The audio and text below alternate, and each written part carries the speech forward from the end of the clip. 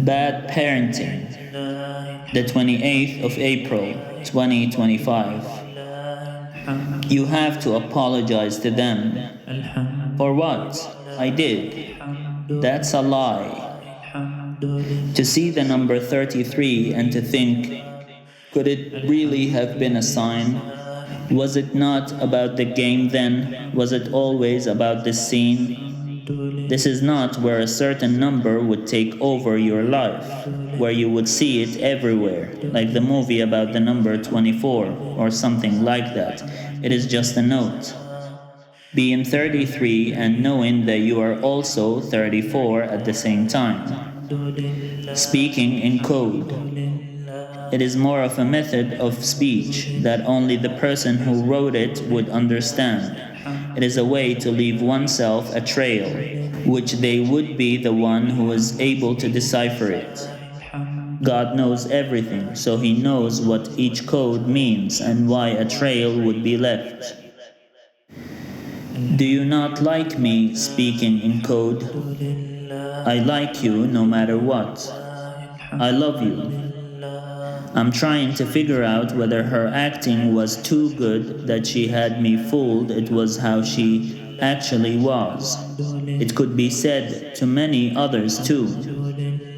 There has to be a name, which means a person whose death would unleash the monsters upon the earth, causing them to wreak havoc on the remaining inhabitants of the earth prior to the events of the end of times. There are many terms that I could think of, but they wouldn't be exact. A name, a title, a thing. No matter what it is, it would be a good name. The smell of the burning of a blasphemous text. It is always pleasing, the odor. To a human, it feels better than the smell of incense. In an episode of Tom and Jerry, an alien visits Earth and changes its appearance in front of Jerry. In the beginning, when it looked like a slime, Jerry did not fear it. However, when it copied Jerry's appearance, Jerry freaked out. If Adam freaked out upon seeing Eve, who was the only creature created by God to look like Adam, then we would not have been alive. Some people claim that humans fear what they do not understand, but I think that is a fallacy. People fear what they understand to be scary or dooming. If something does not appear threatening, it doesn't mean that they would be feared because they are not known to us. If someone acts neutral, then fearing him would be an irrelevant act in itself. Some people would say, I don't know what they would be thinking of.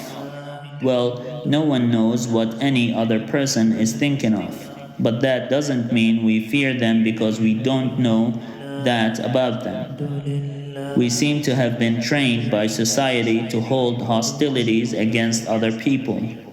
This is why we justify our feeling towards others that we do not understand to be fear, when it is not. Based on our self-proclaimed fear of others, we commit atrocities against them. It is no wonder that people continuously attack those who do not act like them or abide by their own laws.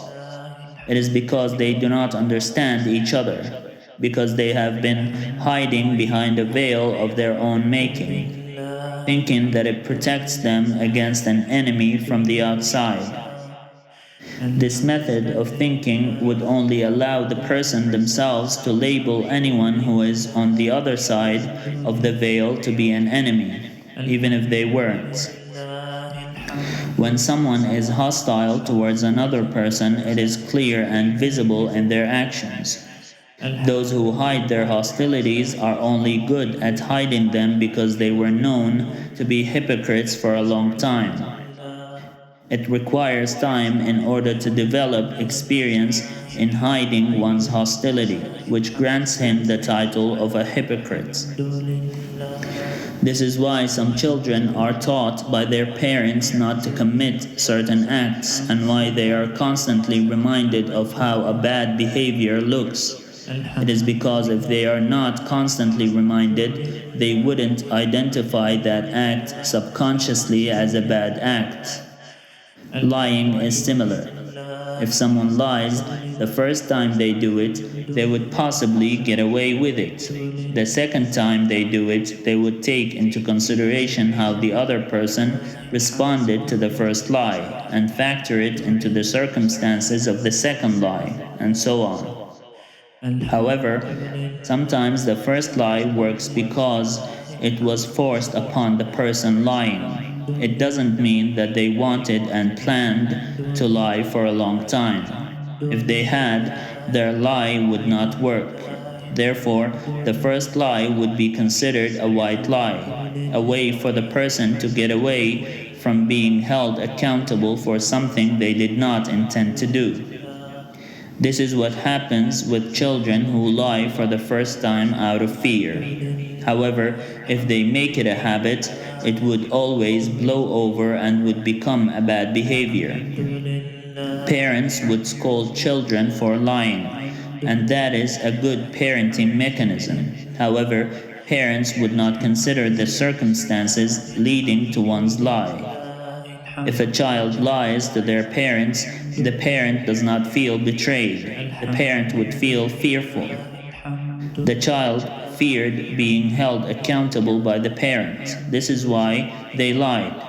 There cannot be a trust bond between a parent and their children. Instead, it is a bond of superiority. So long as the parent is feared by the child, the parent would be in control, and the house rules they have set would not be broken. It is a type of rulership by power and superiority, rather than a bond of trust and friendship. A child would never lie to their parent if they were made to feel that the parent is a friend.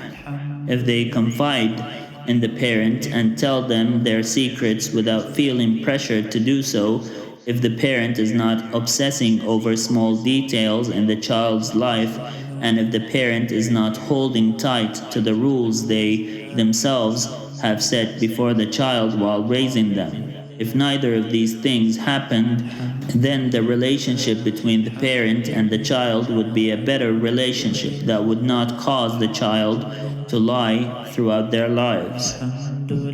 If people find lying to be an issue, then it is in fact a problem with the way their children have been raised. And this is not a problem with the child themselves, it's a problem with the parent. Good parenting strategies would indicate that a parent should form a friendship bond with their children, and that friendship would require the parent to be lenient when it comes to regulations and rules that they set in their own house. The parent would have already learned about these rules and regulations from their parents. They might have also broken some of these rules growing up and were scolded by their parents for doing so. However, their children are not guilty of what their own parents have done to them. There are parents who would try to take revenge on their own parents by treating their children like a punching bag, applying the rules that they suffered with their parents, and making sure to punish just as they were punished by their parents. This is bad parenting. Whether it is seen from the perspective of the child or from the perspective of an outsider, it will remain a bad way of raising a child. If a child was given an option, which everyone encounters throughout their lives, whether to tell the truth and be punished or to lie and escape punishment, the child would pick the choice that results in the least suffering possible. It wouldn't be a choice to reflect their parenting all the time, especially with the existence of a punishment mechanism in place that the child had witnessed or even tasted previously.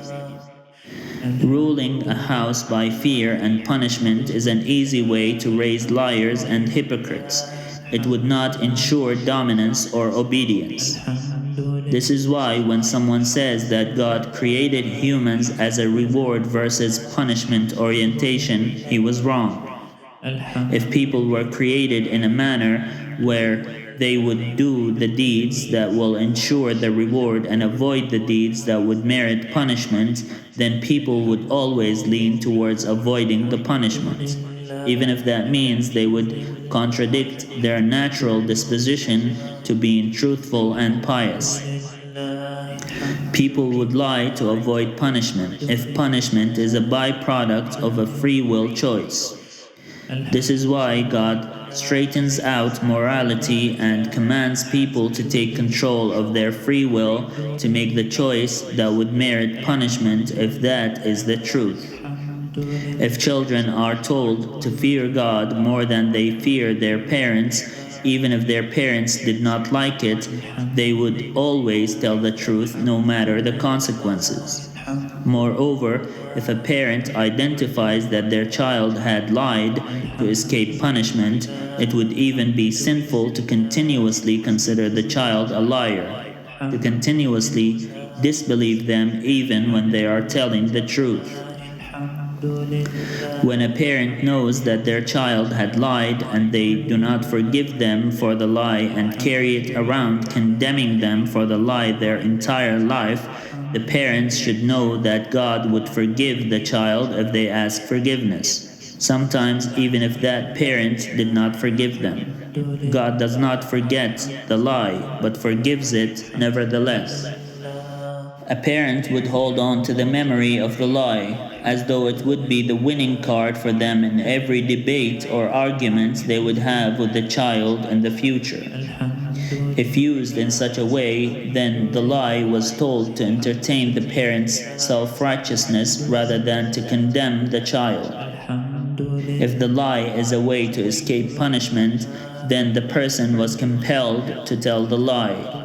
If a child notices such a habit in their parents, where they would see the lie against the child in whichever circumstance they choose, condemning the child continuously for a lie they were compelled to tell, then the child would be entitled to break free from the parents' hold.